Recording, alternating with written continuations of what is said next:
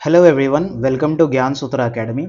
आज के इस वीडियो में हम लोग बात करेंगे जो आधार वेरिफिकेशन है। आधार वेरिफिकेशन और जो वन टाइम रजिस्ट्रेशन है वो स्टार्ट हो चुका है और उसको लेकर के पूरा डिटेल में बात करेंगे। अब देखिए, आधार वेरिफिकेशन में नए बच्चों के लिए क्या है और पुराने कैंडिडेट्स के साथ क्या सिनेरियो है, क्योंकि ये थोड़ा सा अभी लोगों को दिक्कतें हो रही हैं। जो चीज़ें मैंने वार्न की थी, ठीक है, मैंने पीछे प्रीवियस वीडियोस बना करके एसएससी ने जो अपने नोटिस में कहा था उसको लेकर के मैंने आपको बताया था, बट बहुत सारे लोगों ने उस चीज़ को फॉलो नहीं किया, जिसके कारण अब उनको दिक्कतें आ रही हैं। ठीक है, और आपके लिए भी ये वीडियो बहुत इंपॉर्टेंट है, बहुत ध्यान से इस वीडियो को देखिएगा, क्योंकि बहुत सारे लोगों के मन में ये कंफ्यूजन है कि अब क्या करें, अब क्या होगा, ठीक है, कैसे इस चीज़ को ठीक कर सकते हैं। ठीक है, और क्या करें कैसे करें का एक क्वेश्चन बना हुआ है, तो पूरा ये चीज़ समझ लेते हैं कि जो हमारा आधार वेरिफिकेशन है और वन टाइम रजिस्ट्रेशन है, ये आपको कब करना चाहिए, मतलब किन चीज़ों को ध्यान में रख करके करना चाहिए। सबसे पहले अब देखिए बात करते हैं कि जो हमारा आधार वेरिफिकेशन है वो एसएससी ने स्टार्ट कर दिया है। ये आपका 2 जून से उन्होंने एसएससी ने कहा ही था कि आपका जो 2 जून है उससे आपका जो है आधार वेरिफिकेशन शुरू होगा। सबसे पहले मैं पुराने कैंडिडेट के बारे में बात करूंगा और फिर मैं नए कैंडिडेट के बारे में बात करूंगा। ठीक है, नए कैंडिडेट को तो ओटीआर भी करनी है, ठीक है, क्योंकि उनका भी तक ओटीआर नहीं हुआ है। और पुराने बच्चे जिनका ओटीआर हो चुका है उनको जो चीजें चेंजेस करनी थी, है ना, उसके लिए एक डेट था। अगर आपको याद होगा कि एसएससी ने, ठीक है, अपने नोटिस के थ्रू ये ऑलरेडी बताया था कि आप अगर अपने वन टाइम रजिस्ट्रेशन में कोई चेंज करना चाहते हैं, जो पुराने स्टूडेंट है, तो उनको 31 मई तक आपको करना पड़ेगा। ठीक है, लेकिन बहुत सारे लोगों ने इस चीज को सीरियस नहीं लिया, बहुत सारे लोगों ने नहीं चेंज किया, और अब दिक्कतें क्या हो रही है मैं आपको बताता हूं।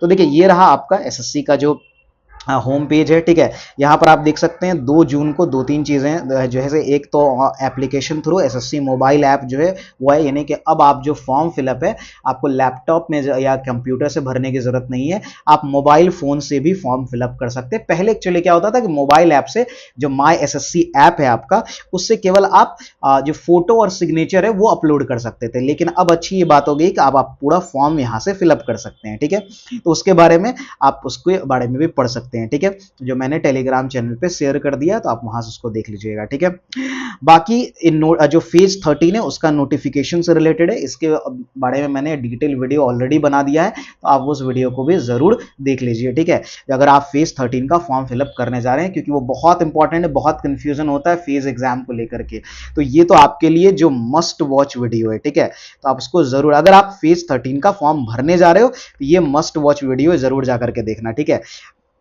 आगे बढ़ते हैं। और बाकी जो है नॉर्मलाइजेशन का एक जो है नॉर्मलाइजेशन का प्रोसीजर जो है वो भी चेंज कर दिया, और एसएससी ने ये भी अच्छा कर दिया है। यानी अभी जो देखिए एक तो पहली बार क्या है, एसएससी ने नॉर्मलाइजेशन का पूरा मेथड समझाया है। ठीक है, कि कैसे नॉर्मलाइजेशन काम करेगा, क्या है नॉर्मलाइजेशन का कंडीशन, क्योंकि इससे पहले जो एसएससी का नॉर्मलाइजेशन का प्रोसेस चल रहा था वो क्लियर नहीं था, तो एसएससी ने इस बार नॉर्मलाइजेशन के प्रोसेस को पूरा क्लियर किया, पूरा एक्सप्लेन किया है नोटिफिकेशन में। अब देखिए वो आपको समझ में तो नहीं आएगा, ठीक है, बट आप इतना समझ लीजिए, एक अगर उसका क्रक समझ लीजिए तो ये बहुत अच्छा है। ठीक है, जो अभी तक जो नॉर्मलाइजेशन में जो प्रॉब्लम्स होती थी, जो बिजार चेंज, आपको एकदम अनएक्सपेक्टेड चेंज देखने को मिलता था, अब वो नहीं होगा। यानी कि अब चेंजेस बहुत लिमिटेड, बहुत एवरेज होंगे, बहुत बैलेंस क्रिएट किया गया है। ठीक है, इस बार नॉर्मलाइजेशन के प्रोसेस में। ठीक है, तो अब जो पहले कट ऑफ्स इतनी हाई होती, तो कट ऑफ कम होगी, नो डाउट। जो अब का नॉर्मलाइजेशन का प्रोसेस है उसके अकॉर्डिंग कट ऑफ भी कम होगी। ठीक है, और दूसरा, सही तरीके से लोगों के मार्क्स बैलेंस किए जाएंगे, तो ये आपके लिए अच्छी खबर है। बट हम यहां पर बात करने वाले हैं आधार ऑथेंटिफिकेशन के बारे में, तो पहले उसके बारे में बात करते हैं। देखिए, जैसे आप ये होम पेज पे जाओगे तो यहां पर दोनों ही, चाहे पुराने बच्चे हो नए बच्चे हो, जब आप होम पेज खोलेंगे तो आपको ये सेक्शन दिखेगा। यहां पर आपको दिख रहा है लॉगिन या रजिस्टर का ऑप्शन दिख रहा है। आप यहां पर जाओगे और जैसे ही आप यहां पर क्लिक करोगे तो आपके सामने कुछ ऐसा पेज खुलेगा। ठीक है, जहां पर आप, अगर आपने पहले से ओटीआर कर रखा है, वन टाइम रजिस्ट्रेशन कर रखा है, ठीक है, ये हर बच्चों को करना होता है। जिन बच्चों ने पिछले साल एग्जाम दिया है तो उन्होंने कर रखा होगा। ठीक है, तो अब उनको क्या करना है, सिंपल अपना रजिस्ट्रेशन नंबर और पासवर्ड डालना है और लॉगिन करना है। ठीक है, और फिर आपको कैप्चर डालना, तो वो तो आप कर ही लोगे, लॉगिन करना है। लेट्स से कि आप कुछ भूल रहे, आप पासवर्ड भूल रहे, तो आप फॉरगॉट पासवर्ड का जो ऑप्शन है उसमें जाओगे। ठीक है, अच्छा, आप रजिस्ट्रेशन नंबर भूल रहे हो तो आप पिछले साल का कोई एडमिट कार्ड उठा लोगे, वहां पर आपका रजिस्ट्रेशन नंबर होगा, नहीं तो आप अपना ईमेल चेक करिएगा, आपके ईमेल में भी होगा। ठीक है, तो ये ध्यान रखना है। तो फॉरगॉट पासवर्ड का जो ऑप्शन है आप करोगे, आप पासवर्ड फिर नया पासवर्ड से आप लॉगिन कर सकते हैं। अच्छा, जो नए बच्चे हैं, मतलब जो नए भाई बहन है, ठीक है, तो उनके लिए देखिए उनको क्या करना है, उनके पास तो ये नहीं है, तो आप रजिस्टर नाउ के ऑप्शन में जाओगे। अगर आप न्यू यूजर हो तो आप रजिस्टर नाउ, अभी आपके बारे में मैं थोड़ा लास्ट में बात करूंगा, बट आप पहले मैं थोड़ा सा जो नए पुराने स्टूडेंट है उसकी बात करता हूं। तो देखिए जब आप यहां से लॉगिन करते हो, जैसे ही आप लॉगिन करोगे तो आपके सामने कुछ ऐसा खुलेगा। ये मैंने अपना मेरा भी अकाउंट ऑब्वियसली बना हुआ है, ठीक है, तो आप इस तरह का आपके सामने खुलेगा, ठीक है।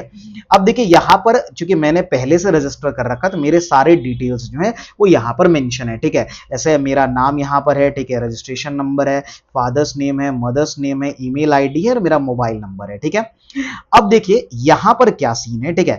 अगर देखिए आप नए कोई बच्चे हैं उनको फॉर्म अप्लाई करना है, जैसे आपको फेस 13 का करना है, तो यहां नीचे आपको जिन्होंने रजिस्ट्रेशन करा रखा है उनके सामने इस तरह का विंडो हमेशा खुला रहेगा। यहां पर आप देखिए आपको अप्लाई का ऑप्शन दिया और आप जाकर के फॉर्म अप्लाई कर सकते हो।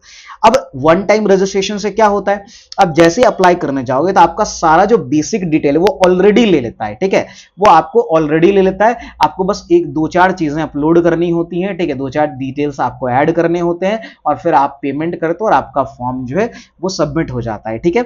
ये होता है, तो ये ओटीआर का फायदा होता है, इसलिए सबको ओटीआर कराना होता है।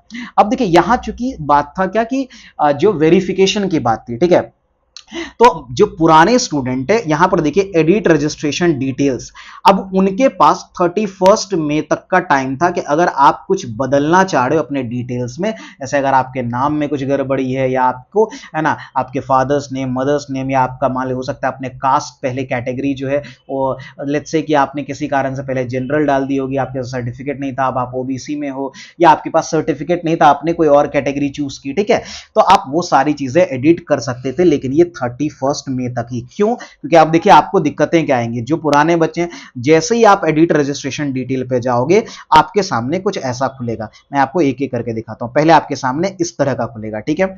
यहां पर आपका देखिए आपके पास जो ये पर्सनल डिटेल्स है, एडिशनल डिटेल्स और डिक्लेरेशन, ये सब आपका पहले से फिलअप क्योंकि आपने वन टाइम किया हुआ है। आपसे सिर्फ आपको इस सेक्शन का काम है। यहां पर देखिए जो आपने आधार कार्ड दिया था, ठीक है, वो आधार कार्ड यहां पर मेंशन है, ठीक है, आपका आधार कार्ड का लास्ट 4 डिजिट जो है वो उस तरह से मेंशन किया हुआ है, ठीक है। अब जरा यहां पर देखेंगे, यहां पर आपको जो है एक डिक्लेरेशन दिया हुआ है, ठीक है, इसको आप चाहें तो हिंदी इंग्लिश में करके आप सुन भी सकते हैं, ठीक है, क्या लिखा हुआ है। बाकी आपको इसको टिक करना है और टिक करके आपको जाना है सेंड ओटीपी में। जैसे ही आप सेंड ओटीपी में जाओगे, ठीक है, यहां पर बाकी वो डिटेल्स आपका रहता है कि आपने ऑलरेडी फिल करके रखा है, तो आप जैसे सेंड ओटीपी में जाओगे तो आपको जो है एक ओटीपी आएगी, आपके मोबाइल नंबर और आपका जीमेल। अब यहीं पर ध्यान क्या रखना है कि देखिए जो 31 मई तक आपको काम करना था पुराने बच्चों को, क्योंकि अब ये चीज नहीं हो पाएगा। देखिए अब ये पॉसिबल नहीं है, आप जो आपको एडिट करना था वो यही करना था। अगर लेट्स से कि आपने कोई मोबाइल नंबर अपना नहीं डाला है या आपने अपना ईमेल आईडी नहीं डाल कर रखना है, तो वो सब आप एडिट कर सकते थे। साथ में आपको अब तक आधार का डिटेल्स जो है वो भी कर लेना था। लेट्स से कि अगर किसी ने अभी तक ये नहीं किया है तो मैं उनको ये चीज पहले सजेस्ट कर रहा हूं, क्योंकि देखिए होगा क्या, जब आप आधार वेरीफाई करोगे ना तो आपके आधार से जुड़ा हुआ जो भी डिटेल्स होगा वो ऑटोमेटिक ले लेगा। यानी यहां पर जो आपको डिटेल्स देख रहे हैं ये आपका अब आधार का डिटेल है। जैसे आप आधार वेरीफाई करोगे तो आधार में जो आपका नाम है, आधार में आपका जो मदर का नेम है, आपके फादर का नेम है, ठीक है, आपके फादर का नेम, आपका मोबाइल नंबर, आपका ईमेल आईडी वो ले लेगा, आपका एड्रेस भी आधार का एड्रेस ले लेगा, ठीक है। तो अगर आपने अभी तक ये वेरीफाई नहीं किया तो अभी तुरंत ना करें, हड़बड़ाएं नहीं, ठीक है। आप सबसे पहले जाकर के आप अपने आधार का डिटेल्स एडिट करवाओ, ठीक है। अगर आपको लग रहा है कि नहीं कुछ गड़बड़ है तो वो आप एडिट करा लो, आपका नाम हो, फादर्स मदर्स नेम हो, मोबाइल नंबर, अगर आपका खुद का मोबाइल नंबर आधार कार्ड से लिंक नहीं है तो आपका खुद का मोबाइल नंबर लिंक कराओ, आप अपना ईमेल आईडी लिंक कराओ, क्योंकि वो सब यहां ऑटोमेटिकली आपका ले लेगा, ठीक है। तो आप वो करा लीजिए, ठीक है, फिर आप ये आधार वेरीफाई करिए। ये नए कैंडिडेट जो नए भाई बहन है उनको भी मैं यही कहूंगा, अगर आपके आधार में कुछ गड़बड़ी है तो पहले अभी ये सब ना करें, वन टाइम रजिस्ट्रेशन ना करें, आप जाकर के पहले आधार को ठीक करवाएं फिर आप ये करने आए। तो जैसे ही आप ओटीपी भेजोगे तो आपको यहां पर ओटीपी फिल करने का ऑप्शन है, फिल करोगे तो ये इस तरह से आपका सक्सेसफुल लिखा जाएगा। अब देखिए जैसे ही आप ओके करोगे ना, आप यहां देखिए नीचे आपको वेरीफाइड लिखाएगा और जैसे ही आप ओके करोगे, आपका इस तरीके से आधार वेरीफाइड करने का आ जाएगा। अब यहां एक चीज है, वही जो नए बच्चे हैं उनको तो अब आगे फॉर्म भरने का मतलब रजिस्ट्रेशन का डिटेल आएगा, लेकिन जो पुराने बच्चे हैं अब देखिए उनका जो है, उनका ये जो डिटेल वाला पार्ट है ना, ये वाला पार्ट है, आप इधर ये वाला पार्ट है, ये ऑलरेडी फिल है। अब आपका ये एडिट नहीं होगा क्योंकि ये एडिट करने का टाइम आपको 31 मई तक ही था, तो आप ये सब तो एडिट नहीं कर सकते। हाँ, आप एक चीज कर सकते हो, जो आधार कार्ड वाला डिटेल्स है वो आप आधार कार्ड को ठीक करवा के फिर वेरीफाई करवाओ। अगर आपने वेरीफाई करवा दिया तो कुछ भी चेंज नहीं होगा, आप कुछ भी कर लीजिए, फिर आपका यही डिटेल्स रहेगा और आपको ऐसा ही फिर आपको है ना डॉक्यूमेंट सर्टिफिकेट्स वो सब है ना जो है आपको सबमिट करना पड़ेगा। ये चीज ध्यान रखिएगा और ये प्रॉब्लमेटिक हो सकता है आपके लिए अगर आपका सही नहीं है, ठीक है।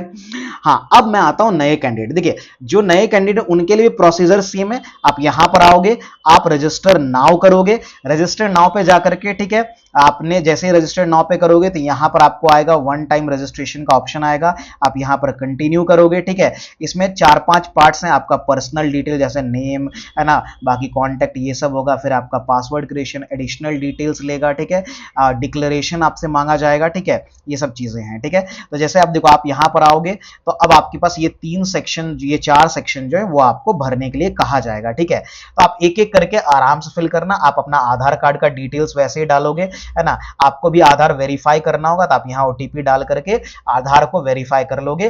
और अब नीचे आपका नाम जो कि आपका मैट्रिकुलेशन सर्टिफिकेट में, ध्यान रहे कि आपका मैट्रिकुलेशन सर्टिफिकेट का नाम आधार कार्ड में नाम सेम होना चाहिए, अलग डालोगे आधार कार्ड वाला ले लेगा और फिर आपको दिक्कत होगी जब आप सर्टिफिकेट लेके जाओगे, मैच नहीं करेगा, आप फंस जाओगे, ठीक है। तो ये सब चीजें आधार कार्ड का अगेन एंड अगेन मैं ये कह रहा हूं कि आधार का काम आपको पहले कर लेना है, फॉर्म भरने मतलब ओटीआर करने से पहले। ओटीआर करोगे, उस फॉर्म तो आप बाद में ऑब्वियसली भरोगे, पहले आप ओटीआर करोगे। तो इस तरह से जब आप ये चारों ही एक एक करके चारों डिटेल्स आप सबमिट करोगे, आपका वन टाइम रजिस्ट्रेशन आएगा। फिर आप वापस से यहीं पर आओगे, ठीक है, फिर आप यहां पर आओगे, यानी कहने का मैं आपको और थोड़ा ऊपर लेके चलूं तो आप यहां पर आओगे एसएससी के, फिर आप यहां लॉगिन में जाओगे। अब आपके पास रजिस्ट्रेशन है, आपकी ईमेल आपके नंबर पे आ गया होगा, पासवर्ड आपने बना लिया होगा, तो इसके बाद आप यहां लॉगिन करोगे। लॉगिन करने के बाद अब आपका कुछ इस तरह का खिलेगा, यानी आपका ओटीआर हो चुका है। अब फिर आपके पास यहां नीचे जैसे यहां पर आपको फॉर्म का ऑप्शन आएगा और फिर आप फेज 13 का फॉर्म फिलअप कर पाओगे। तो ये सब चीजें बहुत बेसिक हैं, बहुत आराम से सोच समझ के करिए। कोई कंफ्यूजन होता है कमेंट बॉक्स में जरूर पूछिएगा, ठीक है। अब फॉर्म भरने में अभी जल्दबाजी मत करिएगा, फेज 13 का फॉर्म भरने में बिल्कुल मत करिएगा क्योंकि बहुत कॉम्प्लिकेटेड वो सिनेरियो होता है फेज, क्योंकि वैकेंसीज जो है वो है उसमें 360 प्लस जो है आपका, है ना, 360 प्लस आपका वैकेंसीज होती है, सॉरी ये पोस्ट होती है। कौन सा भरें कौन सा नहीं, उसका एजुकेशनल क्राइटेरिया बहुत क्लियर नहीं। जैसे सीजीएल में बहुत सिंपल है, आपके पास ग्रेजुएशन डिग्री आप भर सकते हो। आप सीएचएसएल आपके पास 12th पास, आप किसी भी पेपर से किए आप भर सकते हो। लेकिन फेज में ऐसा रूल नहीं है, फेज में रूल बहुत डिफरेंट है।